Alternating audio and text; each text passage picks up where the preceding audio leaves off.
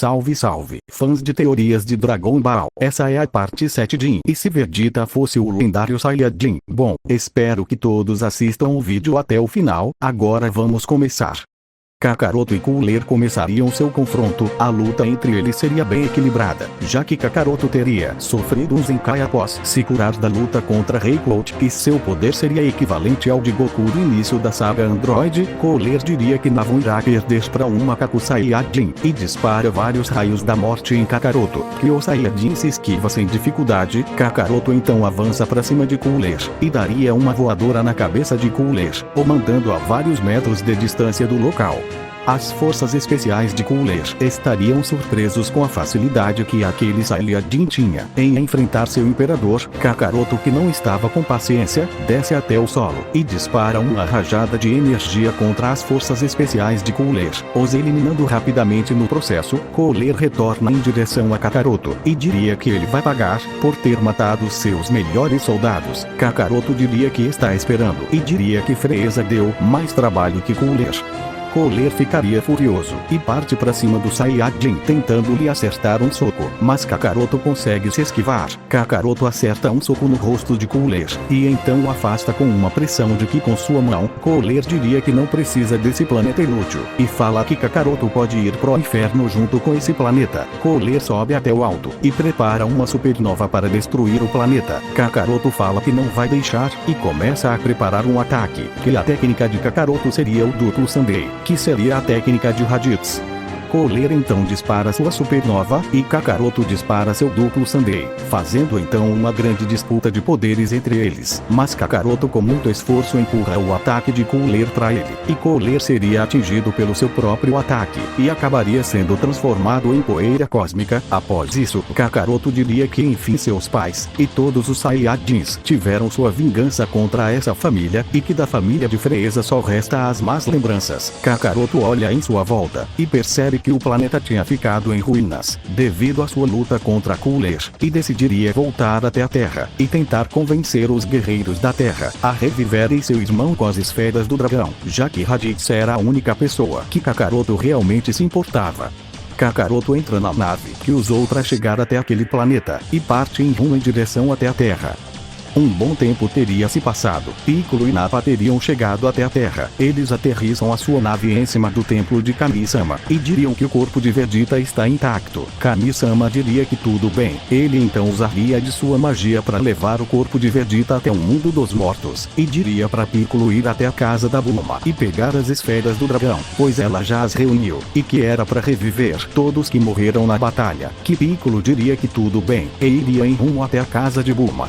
Nappa ficaria apenas sentado esperando por Piccolo. Enquanto isso, Kami-sama chegaria no mundo dos mortos e colocaria a alma de Vegeta em seu corpo original. Vegeta então se pergunta o que aconteceu, e Kami-sama faria um resumo do que aconteceu. Vegeta diria que ele realmente foi ingênuo de confiar no Capitão Ginyu, e fala que essa é a última vez. Kami pede para Vegeta esperar no planeta do Senhor Kaiô, e que dentro de alguns minutos ele seria ressuscitado, e Vegeta diria que tudo bem, e iria em direção ao planeta de Senhor Kaiô. Kami-sama retorna até a Terra.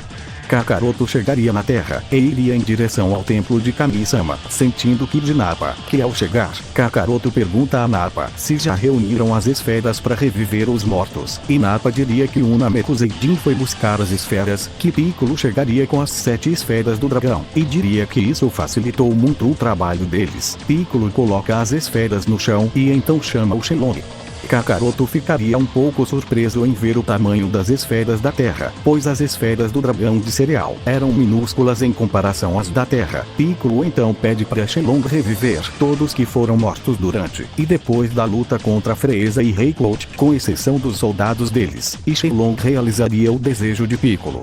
Kakaroto pergunta a Shenlong se seu irmão Raditz foi revivido com desejo, e Shenlong diria que infelizmente ele não é capaz de reviver pessoas que tiveram seus corpos destruídos, e que o irmão de Kakaroto continua morto, e então Shenlong vai embora. Kakaroto ficaria bem decepcionado com isso, e chamaria o dragão de inútil. Piccolo diria que lamenta pelo irmão de Kakaroto, mas o Saiyajin diria que isso não importa.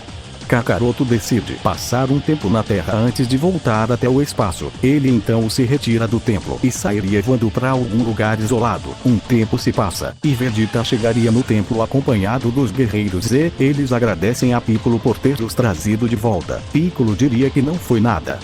Os guerreiros então iriam embora do templo e iriam retomar suas vidas. Vegeta retorna para sua casa. Oki deixa sua esposa e filho contentes. Piccolo iria meditar nas montanhas e os outros guerreiros iriam para a casa de Mestre Kami. E Nappa seria convidado por Vegeta para morar em sua casa na Corporação Cápsula, que Nappa aceitaria. Kakaroto aterrissa em uma área rochosa. Ele pensaria em visitar o planeta cereal novamente para usar as esferas do dragão de lá, para reviver seu irmão Raditz. Kakaroto veria um enorme castelo próximo do local que estava. Ele sentiria algumas energias próximas do castelo e decide ir investigar. Que ao chegar, Kakaroto veria algumas pessoas lutando, que seria Shishi, que estava enfrentando 4 soldados do Rei Cloud, que os guerreiros Z não teriam matado durante a luta contra Rei Cloud, e eles estariam interessados em roubar os recursos do castelo de Shishi. E Shishi nessa história teria se tornado a rainha do castelo da Montanha de Fogo. Shishi então revela que consegue controlar seu Ki. Ela então libera sua aura e dispara um Kamehameha contra os soldados, mas o ataque dela não teria muito efeito contra eles. Shishi nessa história teria sido discípula de Mestre Kami, junto a Vegeta e Kuririn, e teria treinado com eles durante alguns anos. Mas ao se tornarem adultos, Shishi teria retornado ao castelo de seu pai, ela teria apagado o fogo do castelo com seu Ki, e teria se tornado a rainha do castelo da Montanha de Fogo. Os soldados de Rei Cloud diriam que Shishi só está levantando poeira com esse ataque. Eles então partem para cima da mulher, mas Kakaroto entra na frente entre o soldado e Shishi, e diria que é covardia bater em mulher, e acerta um soco mandando o soldado para longe. Os soldados de Rei Cloud ficariam apavorados com a presença de Kakaroto. Eles então tentam fugir, mas o Saiyajin os elimina com uma rajada de energia, que os soldados seriam completamente desintegrados pelo ataque. Shishi ficaria impressionada com a força e Ki de Kakaroto, e ficaria o admirando por alguns segundos. Kakaroto pergunta se ela está bem, e Shishi diria que sim, mas fala que ela tinha tudo sob controle, e que não era para Kakaroto interferir.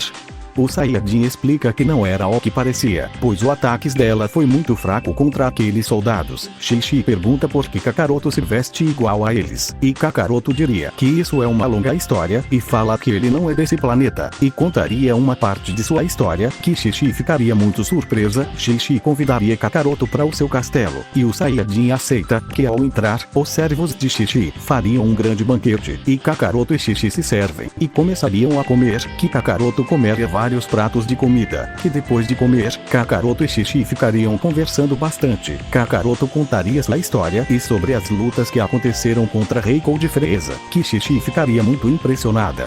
Ela também ficaria com raiva por Vegeta e Kuririn não terem convidado para ajudar na batalha, e se pergunta como eles devem estar, pois faz anos que ela não os vê.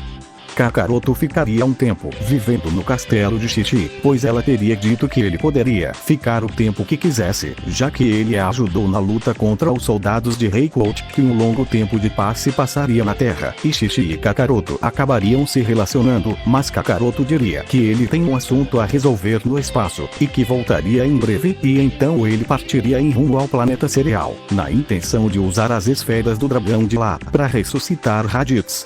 Shishi não saberia, mas ela acabaria ficando grávida do Saiyajin. O tempo de paz que teria passado seria em torno de 6 meses, e nas proximidades da Corporação Cápsula, uma máquina do tempo aparece, e aterrissa no solo, e de dentro da máquina, sairia um jovem Saiyajin, que aparentava ter uns 17 anos.